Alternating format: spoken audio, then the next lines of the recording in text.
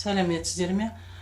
Пәннің аты мектепке дейінгі педагогика. Менің аты жөнім Сұлтанбекова Жадыра Хамитбековна. Тақырыбы экологиялық тәрбие теориясы мен әдістемесі. Жоспары: экологиялық білім беру мен тәрбиенің қазіргі жағдайы, экологиялық тәрбие жұмысына сипаты, мектепке дейінгі балаларға экологиялық тәрбие берудің мазмұны мен жүзеге асыру жолдары. Экологиялық білім беру тәрбиенің негіз, тәрбие мен тәрбиенің қазіргі жағдайы. Экология жас ғылым. Экология сөзін естественная история происхождения атты өзінің кітабында ең бірінші қолданған неміс биологы Эрнест Геккель. Экология ойкос деген грек сөзі үй, баспана, ұғым білдіреді. Геккельдің айтуы бойынша экология зоологияның бір тармағы, ол барлық жанды мақұлықтар және оларды қоршаған органикалық және биоорганикалық ортамен өзара қатынасын зерттейді. Экология қоршаған ортаның шарттары мен тірі организмдерінің қарым-қатынастарының әртүрлі аспектілерін зерттейтін ғылымдар кешені. Экология тәрбие адамдардың санасына, көзқарасына және түсініктеріне әсер ету арқылы ұйымдастырылған, қоршаған ортаға түйсікті және саналы қатынас деңгейін мақсатты және жүйелі түрде үздіксіз көтеру процесі. Экология ғылымы жеке пән ретінде биология шегінде пайда болды. Экологияны жасаған органикалық эволюция туралы оқудың негізін салушы ағылшын ғалымы Дарвин. Қазақстан Республикасының экологиялық білім беру туралы тұжырымдамасында халықаралық және мемлекеттік деңгейде қабылданған мынандай негіздемелік нормативті құжаттарға сәйкес жасалған. Бірыңғай ұлттық ұйымның Рио де Жанейрода өткен қоршаған орта және даму туралы конференциясының және Орхус конвенциясының шешімдері, Қазақстан Республикасының 2030 жылға дейінгі стратегиясы, Қазақстан Республика президентінің 30.96 жылғы 2967 үкімімен бекітілген Қазақстан Республикасының экология қауіпсіздік тұжырымдамасы, Қазақстан Республикасының 07.06.99 жылғы білім туралы заңы, Қазақстан Республикасының 15.07.97 жылы қоршаған ортаны қорғау туралы заңы, Қазақстан Республикасының үкіметінің 03.02.1997 жылғы Қазақстан Республикасының экологиялық қауіпсіздігі тұжырымдамасын жүзеге асыруға арналған іс-шараларды бекіту туралы. Қазақстан Республикасының экологиялық білім беру жүйесінің мақсаты ұзақ мерзімдік орнықты даму мүмкіншілігін қамтамасыз ететін қоғамдық қоршаған орта мен қарым-қатынасының үйлесімділігі, мекемелердің ғылыми негізделген әрекеттер жүйесіне бағытталған жаңаша ойлау мен дүниеге жаңа көзқарасты қалыптастыру. Экологиялық білім беруді ұйымдастыруда белгілі бір оң тәжірибе жоғарғы мектепте бар, онда ол көптеген оқу пәндерін экология бейімдеу есебінен жүзеге асырылады. Экологиялық дайындаудың екі бағыты бар. Жалпы базистік барлық мамандықтар студенттер үшін, профильдік химия, биология, жағрафия, жаратылыстану, экологиялық факультеттер студенттер үшін. Экологиялық білім беру жүйесінде жоғарғы оқу орындарының аталған мамандықтар түлектері, сондай-ақ жаратылыстану ғылыми бағытындағы биология, жағрафия, химия факультеттері түлектері қызмет атқарады. Бірақ оқу жоспарларын, бағдарламаларын, білім беру стандарттарын талдау, экологиялық білім беру саласында бірегей концептуалды ғылыми методологиялық және әдістемелік көзқарастың жоқтығын, оның мазмұны мен негізін әртүрлі түсінушілікті анықтады. Бұл экологиялық білімнің фрагментарлығына, оның мамандарды дайындаудың жалпы жүйесіне қол үзгендігіне әкеп соғады, оған формальды сипат береді. Экологиялық білім беру жүйесінің жалпы дамуымен қатар оқу үрдісін арнайы терминдермен толтырып жіберу тенденциясы байқалады. Бұл әрине жалпы экологиялық білім беру жалпы міндеттерін шешпейді. Оқу процесінде экологиялық білім беруді жаппай енгізу іс-шаралардың үйлесімсіздігіне, қайталаушылыққа, алдын ала жалпылауға, асығыстыққа әкеп соқтырады. Экологиялық білім беру ірі кемшіліктерінің бірі вербальды, яғни ауызекі оқыту түрінің басымдылығы болып табылады.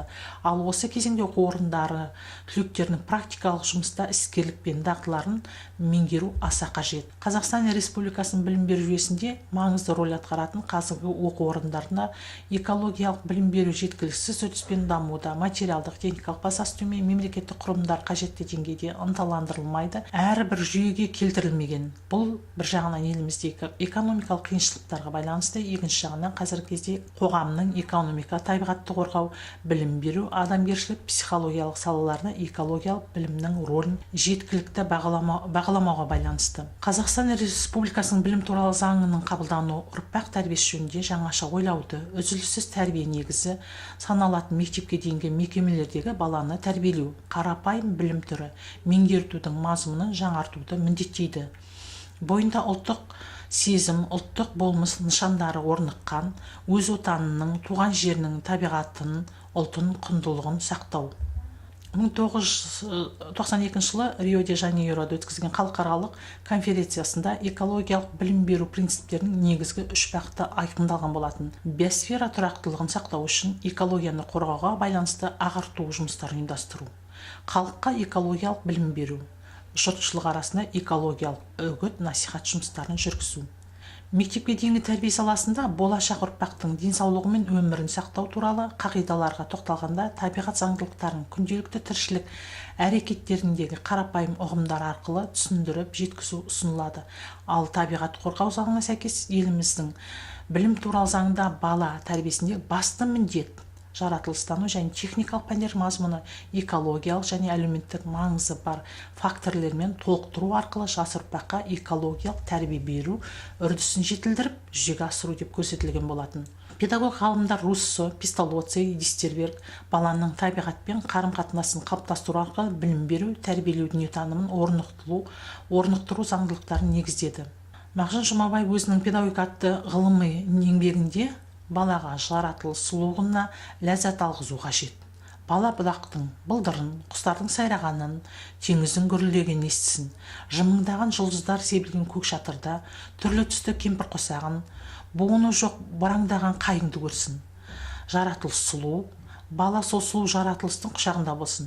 Балада сұлулық сезімде еріксіз оянады. Тәрбиеші жаратылыстағы түрлі сұлулықтарды баланың бойына аудара білу керек деген екен. Экологиялық ұстанымдар. Мектепке дейінгі мекемелердегі оқу тәрбиесінің мазмұнында балаларды табиғаттың құпия сырларымен таныстыру және оны қорғау жұмыстарының тұрақты жүргізілуі. Табиғат қорғауға байланысты ұлттық тәрбие үдерістерін басшылыққа алып отыру. Экологиялық тәрбие жұмыстарына арналған әдістемелік нұсқаулар, көмекші құралдар, қызықты суретті кітапшалар дайындау. Мектептен баладан еңгенген қартқа дейінгі барлық адамзат табиғатқа аялап құрметтеп, қамқорлық жасап, өмір сүруді адамшылық міндетім деп түсіну үшін барша жұрттың экологиялық білімі болуы тиіс. Сонда ғана табиғат аялап, қамқорлық жасап, қорғау арқылы табиғат байлықтарын дұрыс пайдаланылады. Мұндай аса маңызды міндет экологиялық тәрбие мен білім беру ісін мектепке дейінгі тәрбие мекемелеріндегі жүйелі түрде 2-6 жас аралығындағы тәрбие саналы жүргізілгенде ғана жүзеге асады. Бала бақшадағы экологиялық сабақтарда айналаны қоршаған табиғат жайындағы ұғымды қабылдап, танысу, серуенге шыққанда табиғаттың құбылысын бақылап зерттеп білу, табиғи байлықтарды қалай пайдалану жолдары үйретіледі. Айналамен таныстыруда табиғатта деген не деген басты сұраққа айналаға қарағанда бірден көрінетін аспан, күн, бұл, жер, өсімдік, жануарларды танып, осының бәрі табиғат деп біледі. Табиғат түрлері: тірі табиғат, өлі табиғат. Өлі табиғат күн, жаңбыр, аспан, бұлт, жер. Тірі табиғат адамдар, жануарлар, өсімдіктер. Балалар 2 жастан бастап 6 жасқа дейінгі аралықта жас ерекшелігіне орай табиғат жайындағы ұғымдармен әжептәуір танысады. Бірақ табиғаттың тылсым құбылыстарын түгел білу қиын. Адам табиғат тамашаларын өмір бойы үйренеді десе де болады. Балабақшадағы сәбилерді жан-жақты дамыту үшін өлі және тірі табиғаттың әсерін, жыл мезгілдеріне орай қалай құбылатынын, табиғаттағы өзгерістердің адам еңбегіне нендей әсер ететінін, жыл бойындағы маусымдарда табиғатты қалай қорғаудың жолдарын үйрену белгіленген. Айналаны қоршаған табиғаттың әсемдік әсері арқылы халық педагогикасы эстетикалық сезім, адамгершілік, еңбек, имандылық, ақыл-ой тәрбиесін тікелей табиғатпен байланыстыра жүргізгенде ғана баланың жан-жақты дамуы жемісті болмақ. Мектепке дейінгі тәрбие айналамен таныстыру, табиғатты зерттеу, бақылау, балабақшада тіл дамыту, қарапайым математикалық түсініктерді қалыптастыру, бейнелеу, дене тәрбиесі, еңбек, ән сабақтар, сондай қазіргі дамыған қосымша сабақтар, мерекелік, ертеңгілік сабақтар арқылы беріліп, баланың жан-жақты дамуын қалыптастыруға көңіл бөлінеді. Табиғат бұрышындағы өсімдіктерді, балықтарды, тоты құстарды күтіп баптау, жіңішке жуған жапырақты, суды, көп ішетін гүлдер, өсімдіктерді таныстырып күту арқылы да еңбектенуге үйренеді. Жазда, қыста, күзде, көктемде, күнделікті серуен сәттерде ауа райы қандай, табиғат құбылыстарына байланысты өлі және тірі табиғат ерекшеліктерін бақылауға болады. Балабақшаларда айналада қоршаған табиғатпен таныстыру, экологиялық сабақтар бағдарламаға сай сәбилердің жас ерекшелігіне сай мектеп жасына дейінгі мекеменің базистік оқу жоспарында бекітілгендей жүргізіледі. Платон ғажайып құбылысқа қарай тұрып және ол туралы тыңдай жүріп адам дами түседі. Сұлу бейнелерден біз сұлу, яғни жақсы ойларға берілеміз, ал сұлу өмірден абсолюттік сұлулыққа көшеміз деген екен. Экологиялық тәрбие берудегі ұйымдардың міндеті: педагогикалық мамандардың экологиялық тәрбие беру жөнінде білім деңгейін көтеру, балаларды айналамен таныстырудың бағдарламасын, олардың ата-анасын насихаттау, әртүрлі жастағы балалар топтарындағы оқу-тәрбиелік жұмыстар. Табиғат баланың ақыл-ойының балалық деңгейден нақты түсініктер бойынша қалыптасқан жоғарғы деңгейде жеткізетін қор болып табылады. Ол әртүрлі табиғи құбылыстарды жете түсінуді, өз ойын жеткізе білу өнерін бірге дамытады. Табиғатты танып, білу мектепке дейінгі жастағы баланың бойында табиғатпен эстетикалық қарым-қатынас жасаудың базасын құрайтын экологиялық тәрбиені бере отырып, сонымен бірге оны қорғай, аяла білуге үйретеді. Мектепке дейінгі жастағы балаға экологиялық мәдениеттің алғашқы түсініктерін қалыптастыру үшін мектепке дейінгі мекемелерде балаларға экологиялық тәрбие берудің алғы шарттарын құру, балалардың экологиялық сауығуының дамуы үшін атқарылатын жұмыстарды көгалдандырылған зоналар құру мен ұйымдастыру, тірі объектілерді күтіп баптауға қолайлы ортаны іс жүзінде құру үшін іс-шараларды ұйымдастыру, сабақта көркем құралдарды, әдістемелік және материалды құралдарды, ойыншықтарды, түрлі ертегілер, кейіпкерлердің жүйелі түрде қолдану, педагог мамандардың білім деңгейі мен олардың біліктілігін арттыру. Тәрбиеші педагогикалық үрдістің ең басты тұлғасы мен экологиялық тәрбие берудегі шешуші фактор болып табылады. Ол экологиялық ақпараттар мен арнайы материалдармен кең көлемде таныс болуы тиіс. Сонымен қатар балаларды тәрбиелеу тәсілдерін қолдана білуі керек.